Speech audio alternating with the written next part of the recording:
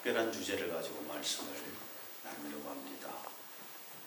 우리 한국 기독교의 가장 논란이 되는 숫자 중에 하나가 14만 4천입니다.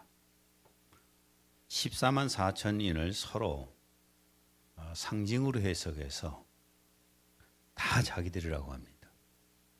상징으로 해석해서 다 자기들이다. 이단들도 우리와 같은 성경을 사용합니다.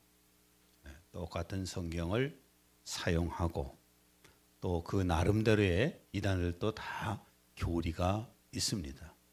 학문이 있어요. 사자성어 중에서 아전인수격이라는 말을 우리가 많이 사용하지 않습니까? 자기에게만 이롭게 하는 생각이나 또한 행동을 말합니다. 이 이단들은 성경 말씀을 비유풀이로 자기들에게 맞게 비유풀이하고 자기들에게 맞게 상징풀이를 합니다. 그리고 또한 영적인 해석을 해서 소위 말하면 아전인수격으로 성경을 다 자기들에게 맞춥니다. 통일교 문선명하고 그 제자 제임스 정명석 그들은 피가름이라는 교리를 만들었습니다.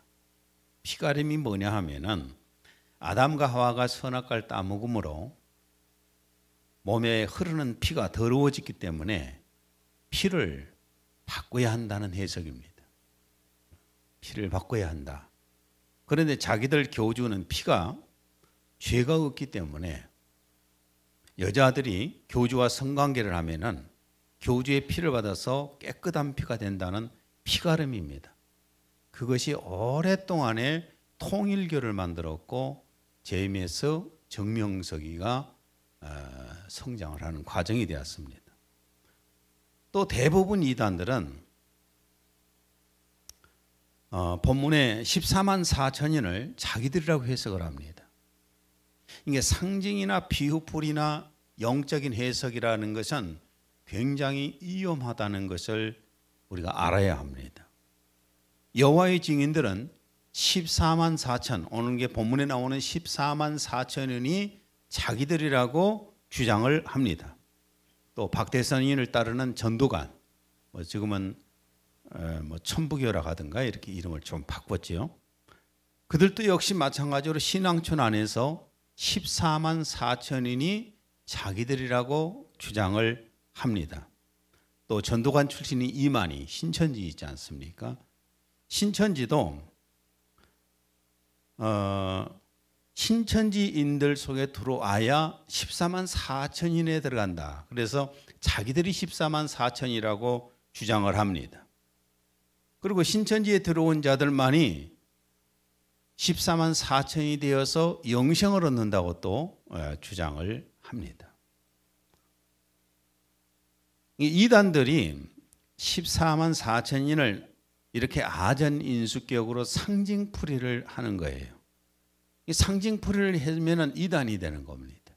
그러니까 하나님의 의도에 따라서 그 말씀을 보는 것이 아니라 자기들에게 맞춰서 아전인수격으로 내게 맞춰서 해석을 다 하는 거예요. 상징으로 풀고 비유풀이를 하고 영적인 해석을 하고 그래서 다 자기 자신에게 맞추는 겁니다. 그런데 오늘 이 말씀을 통해서 이단들이 왜 그러면은 본문에 있는 14만 4천인을 자기들이라고 아전인수격으로 상징풀이를 할까? 어떤 근거가 있지 않겠어요? 근거가 없이 막 하게 되면 미친 사람에 불과하지요. 확실한 근거를 가지고 그들도 주장을 합니다. 이유가 뭐냐면은 다 이단들은 정통교단에 있다 나온 사람들이에요. 정통교단에서 14만 4천인을 상징풀이를 했기 때문에 그 상징풀이를 가지고 나왔습니다.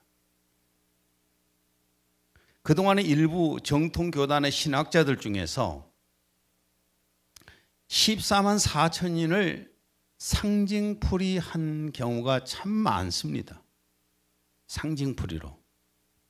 상징풀이를 보면은 뭐 저같이 머리가 좋지 않은 사람들은 쉽지 않은 일인데, 우선 3은 하늘의 수를 상징하고, 4는 보시죠. 4는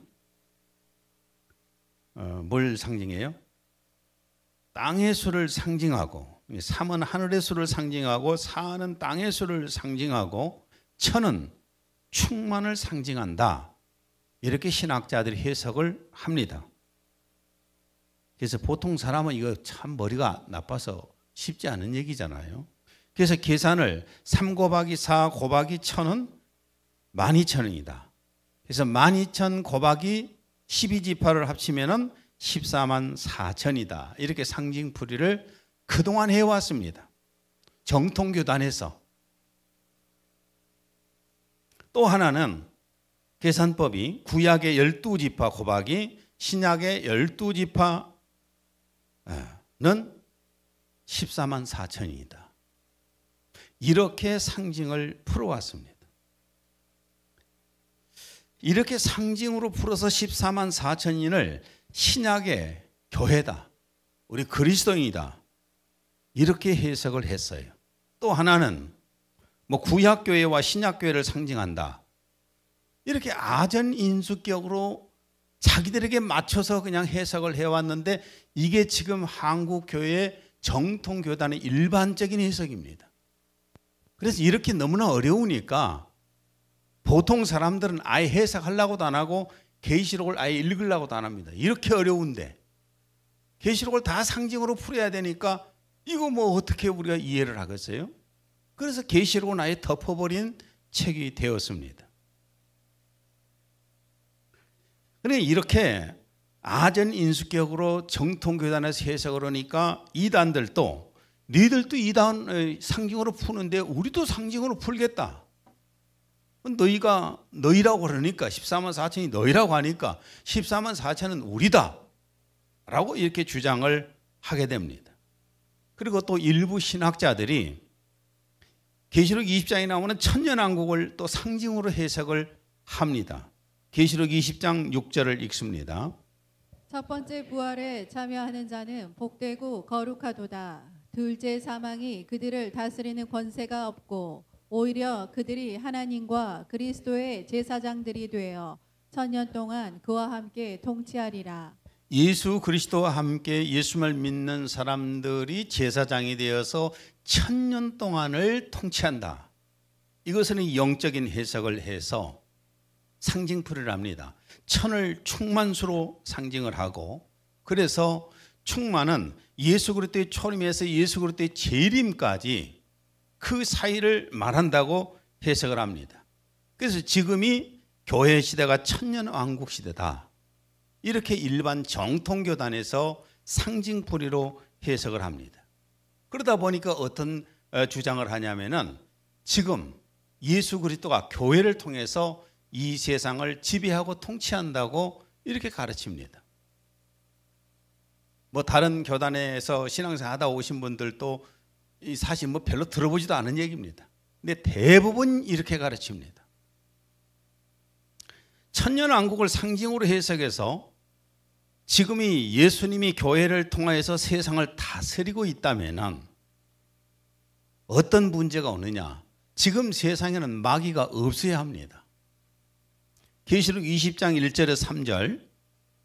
천사가 무저갱의 열쇠와 큰 쇠사슬을 그의 손에 가지고 하늘로부터 내려와서 용을 잡으니 곧 옛뱀이요 마귀요 사탄이라.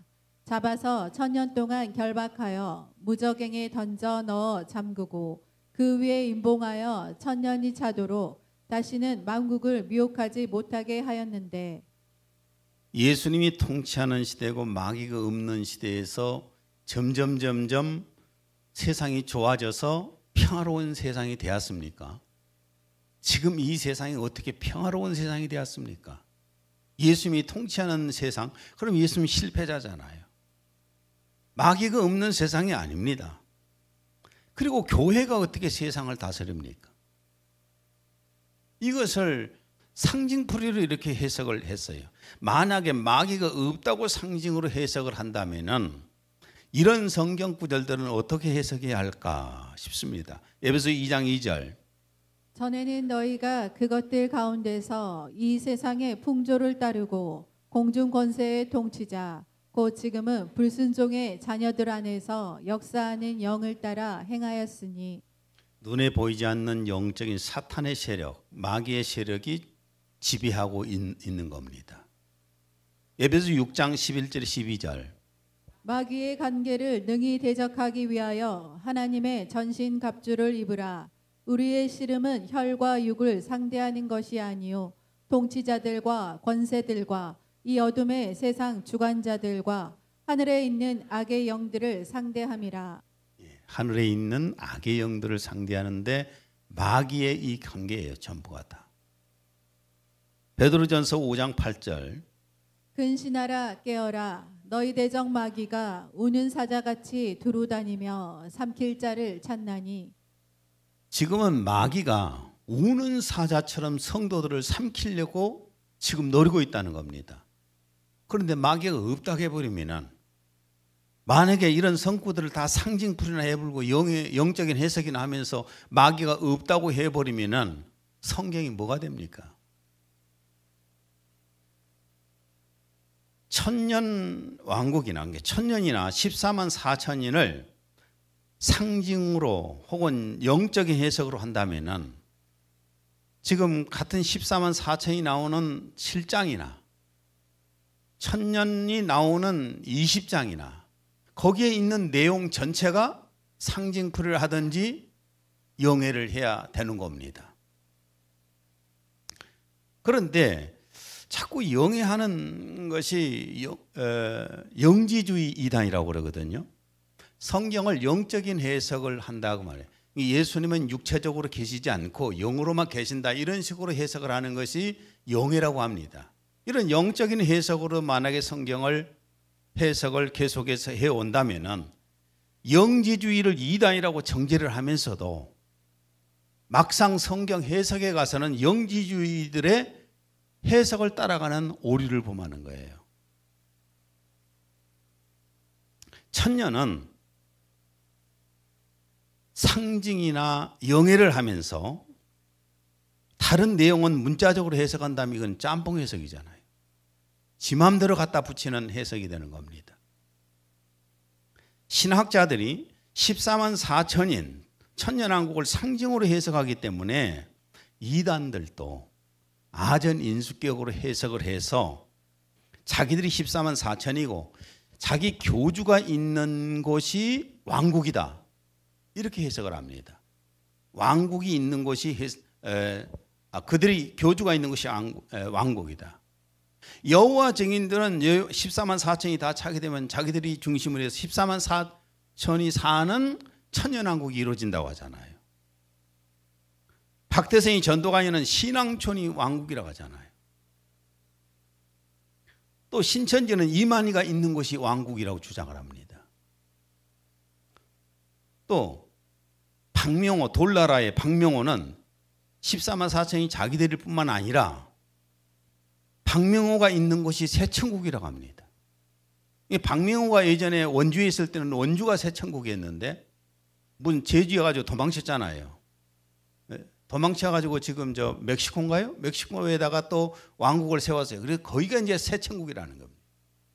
그러니까 그냥 뭐 상징풀이 한다고 하면 아전 인수기억으로 막 지 맘대로 갖다 붙여도 그만이에요.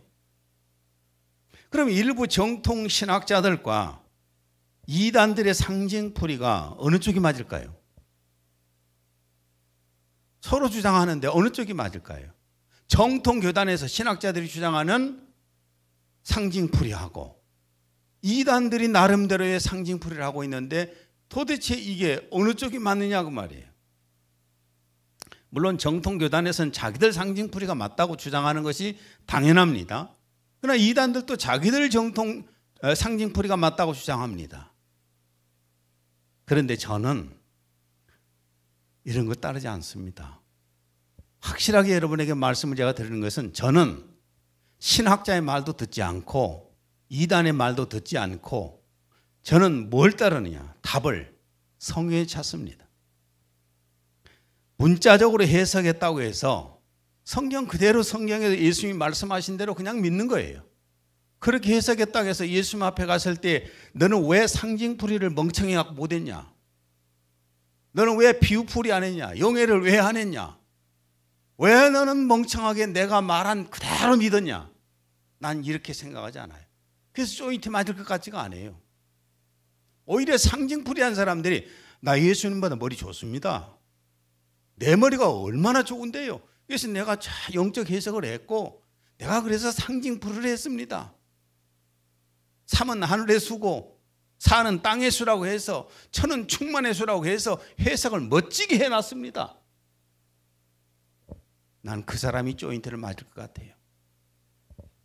저는 성경에서 말한 그대로 여러분에게 말씀을 드리고 믿으라고 합니다. 성경이 본장 7장에서는 14만 4천인을 그럼 누구라고 할까? 첫째는 14만 4천인은 하나님으로부터 인을 맞은 사람들입니다. 4절 내가 인장으로 표시를 받은 자들의 숫자를 들었는데 7년 대환란 때에 하나님의 도장을 인을 맞을 사람들이에요. 14만 4천이나. 지금 우리 성도들은 7년 대환란 때 하나님으로 도장을 맞는 사람들이 아니라 성령의 인침을 받는데 이마에 도장 받는 것이 아니라 여러분 영에다가 성령님께서 인치신 겁니다.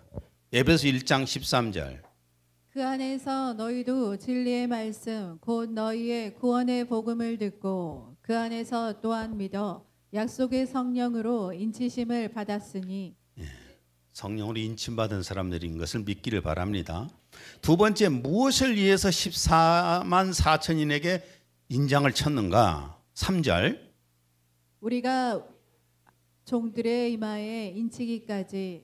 특별히 여기서 인치는 것은 하나님의 종들에게 인쳤습니다.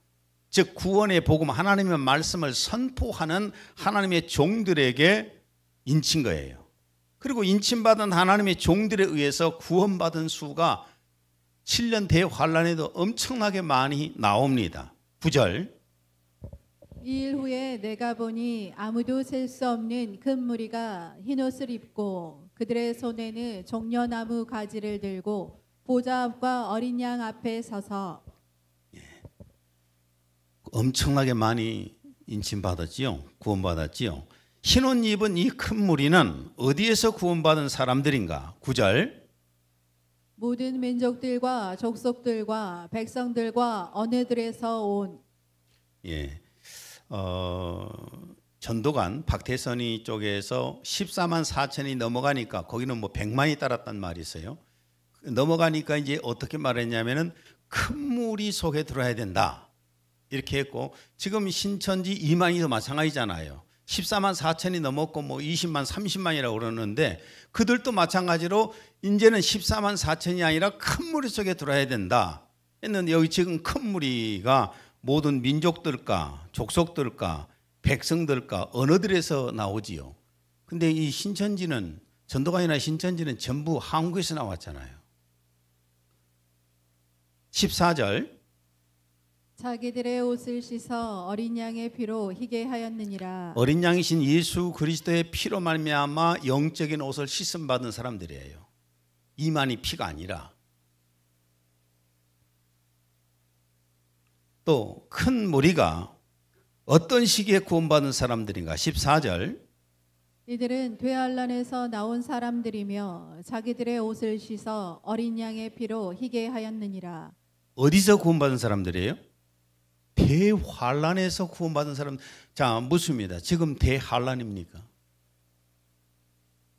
대환란 시대라면은 목사인 제가 나가서 어디 가서 우대를 받겠습니까?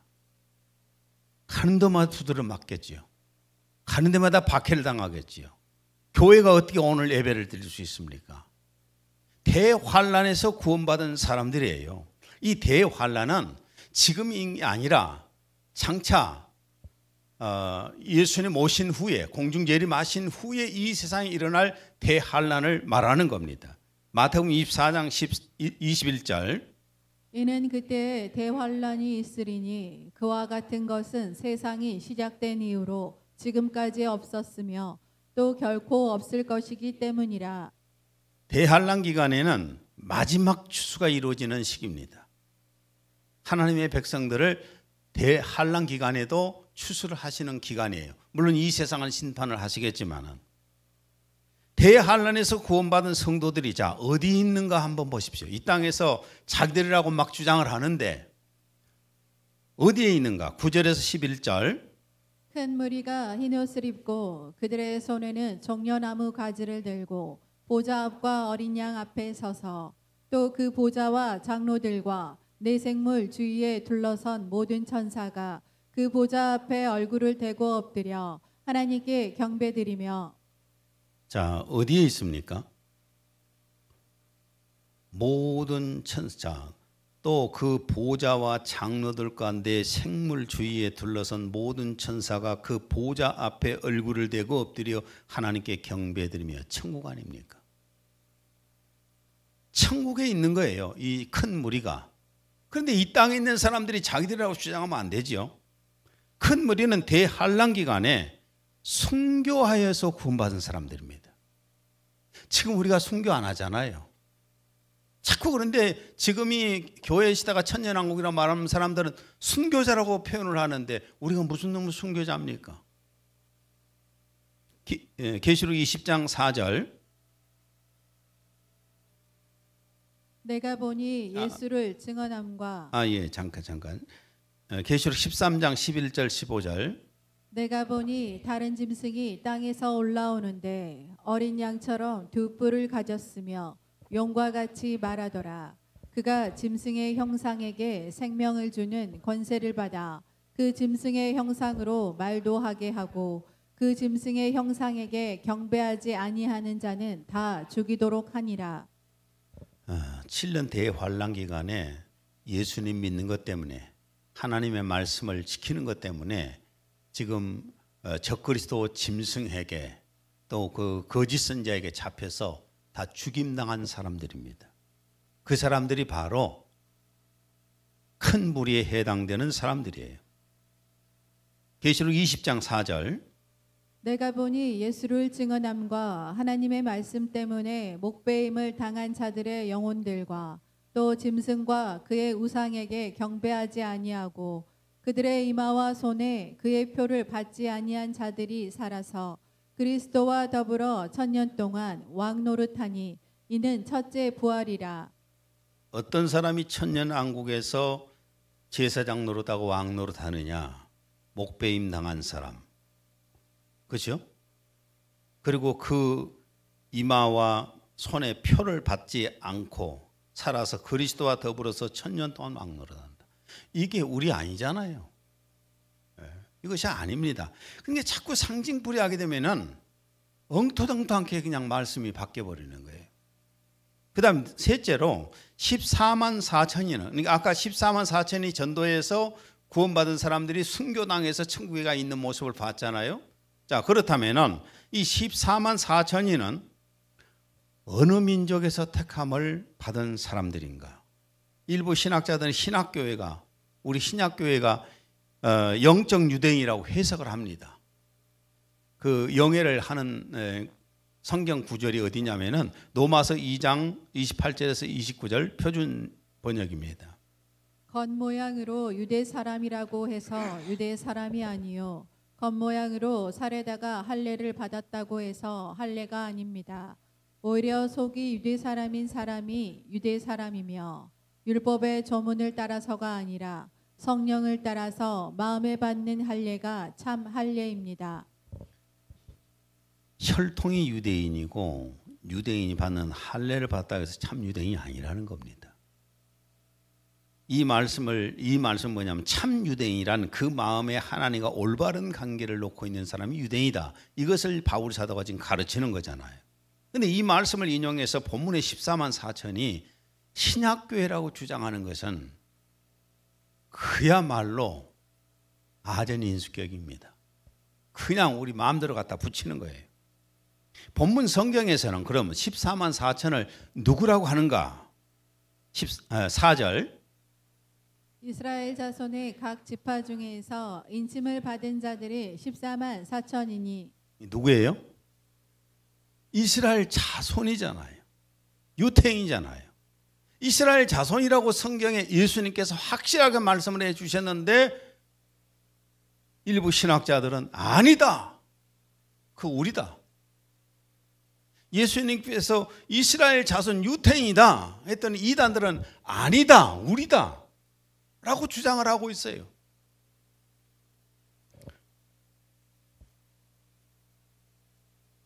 이스라엘 자손들이다. 신약교회나 이단들이다. 다 아닙니다. 이스라엘 자손들입니다. 이스라엘 자손들인데도 그렇게 상징풀이하고 그렇게 아전인수에서 해석을 할까 봐서 예수님께서 무엇까지 말씀을 하셨냐면은 이스라엘 자손들의 12지파까지 기록해 놓으셨어요. 5절에서 8절.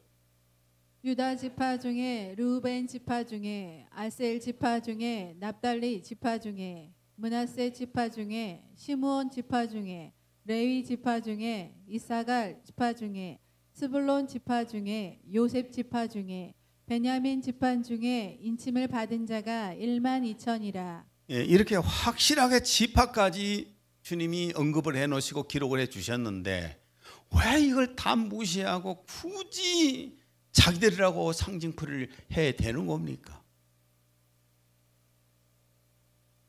각 지파들은 상징풀이를 하지 않고 특별히 14만 4천만 상징을 푸는 거예요. 그럼 우리 교회는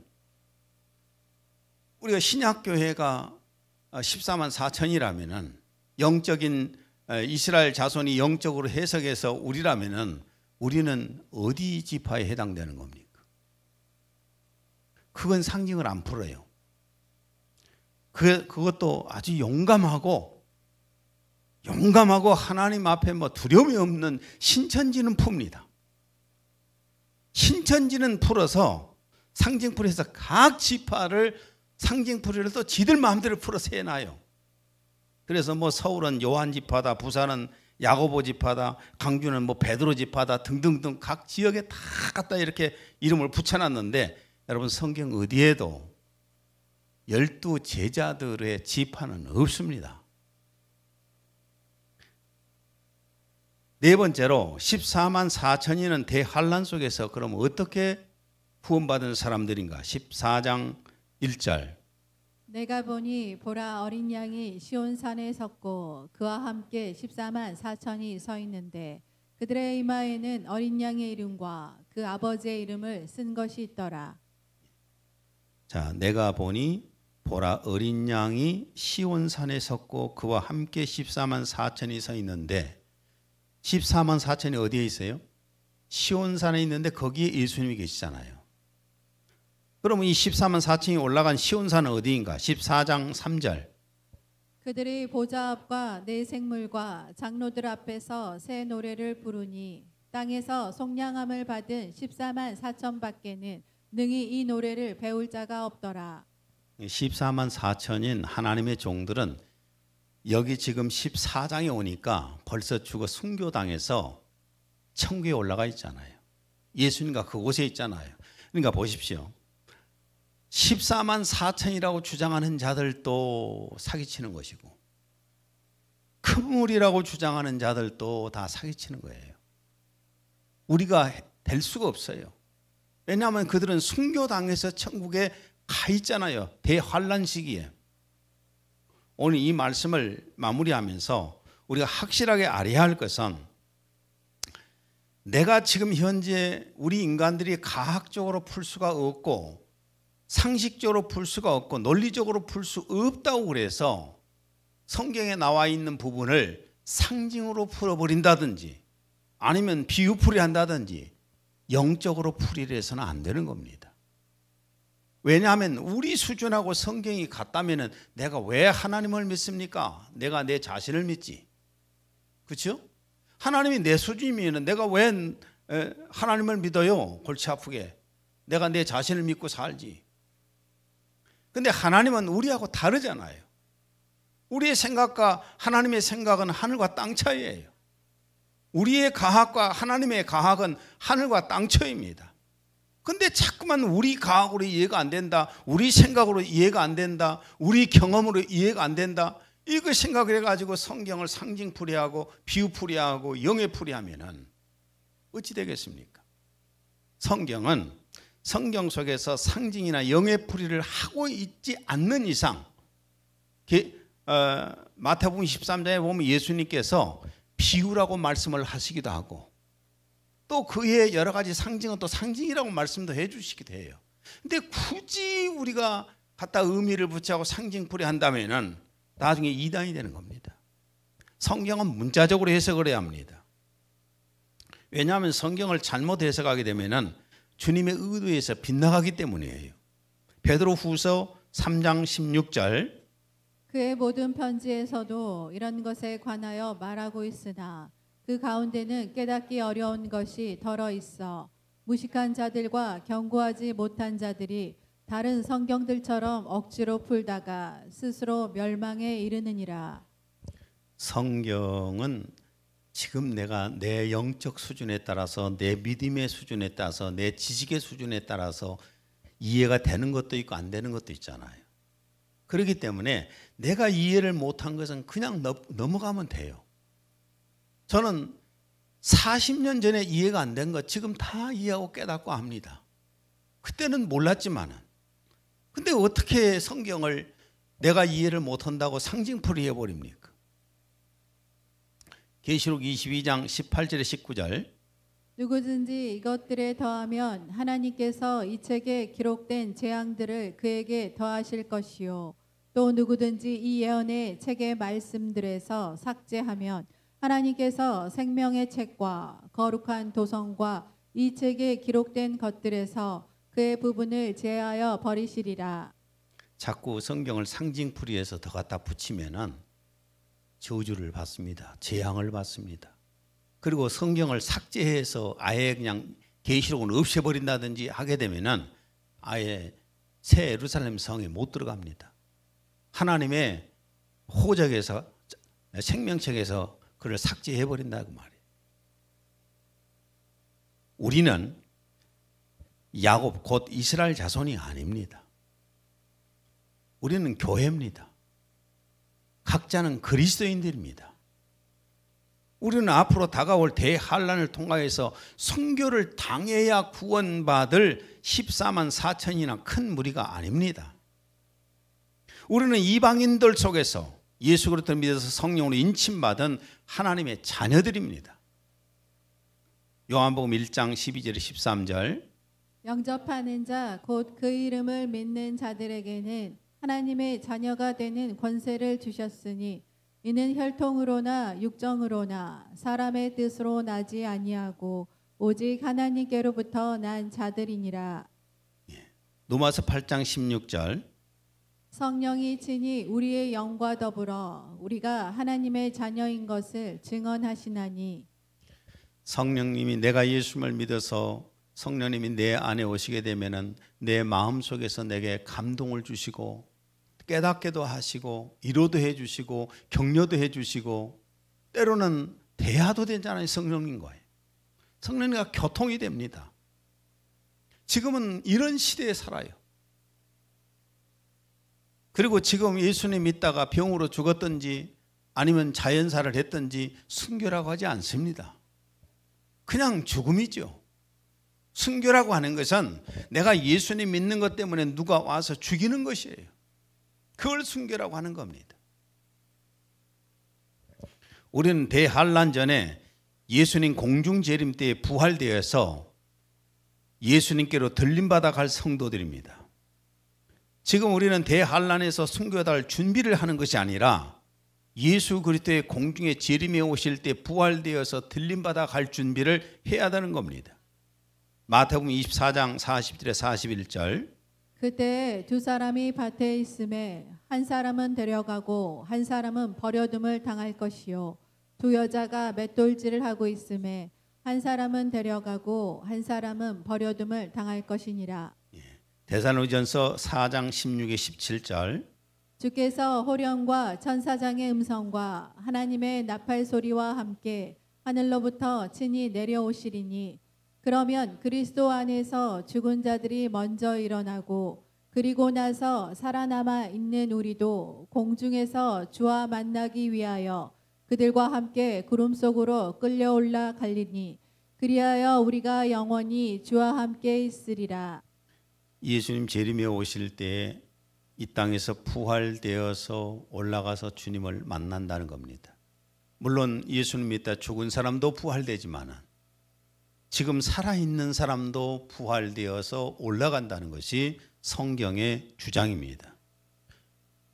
마태복음 24장 42절 그러므로 깨어 있으라. 어느 날에 너희 주가 임할는지 너희가 알지 못함이니라. 우리는 깨어 있어야 할 때입니다. 오늘은 굉장히 어려운 설교를 했습니다. 저는 한 번도 우리 교회에서 다루지도 않았었지만 워낙 많이 14만 4천이라고 주장하는 이단들에게 많이 미혹돼서 들어가고 지금 현대 정통 교단이라고 하는 교단에서도 자꾸만 14만 4천을 상징으로 풀어서 자기들이라고 해석하니까 이단과 정통 교단과의 싸움, 논쟁이 붙은데 우리가 볼 때에는 누가 이길 겁니까? 숫자에 따라서 이겼지요? 그죠? 숫자가 많으면 그냥 밀어붙여서 이기지 않겠어요? 그러니까 이렇게 따라갈 것이 아니라 정답을 어디서 찾아야 돼요? 성경에서 찾아야 돼요. 성경에서 말씀하면 그대로 우리가 믿는 겁니다. 그리고 우리는 이제 재림에서 주님 앞에 가야 되는데 오늘 제가 이렇게 어려운 설교를 했는데 보니까 새로운 분들이 있어서 설교하면서도 계속 내가 눈치 보입니다. 틀림없이 알아먹지 못한 소리를 하고 있구나 이렇게 할까 봐서. 하여튼 오늘 이 말씀을 통해서 우리의 영이 더욱더 주님을 향하여 깨어날 수 있었으면 좋겠습니다. 기도합니다. 하나님 아버지, 오늘은 14만 4천이 누군가에 대해서 말씀을 함께 나눴습니다. 정통 신학자들이 어떻게 풀든 또한 이단들이 어떻게 해석을 하든 우리는 성경에서 답을 얻고자 합니다. 예수님, 주님이 말씀하시기를 이스라엘 자손이라고 하셨으니 이스라엘 자손입니다. 12지파를 말씀하셨으니 이스라엘 자손입니다. 우리는 그리스도입니다. 우리는 교회입니다. 예수님 오실 때 부활되어서 갈 사람이란 사실을 오늘 말씀을 전했습니다. 이 말씀이 그대로 믿어지게 하옵소서. 예수님 이름으로 기도했습니다. 아멘.